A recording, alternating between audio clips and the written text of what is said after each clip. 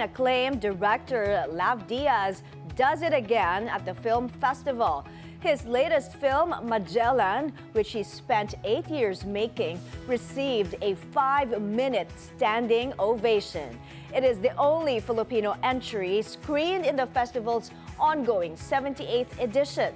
The film stars Gael Garcia Bernal as Ferdinand Magellan and zeroes in on the final months of the explorer's life before his death on the shores of Mactan in 1521.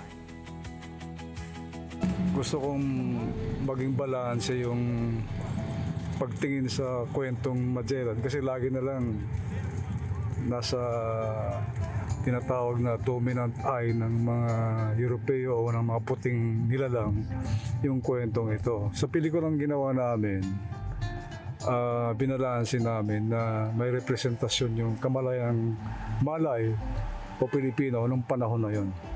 Gusto kong balikan ang kasaysayan ito para maunawaan din natin hindi lang yung nakaraan kung bakit ganito tayo ngayon. Malaki ang impluwensya o mahalaga yung nagawa nung panahon na yon sa panahon ngayon. This isn't the director's first appearance in Cannes. His 2013 film Norte Hangganan ng Kasaysayan and Ang Hupa in 2019 previously made it to the festival.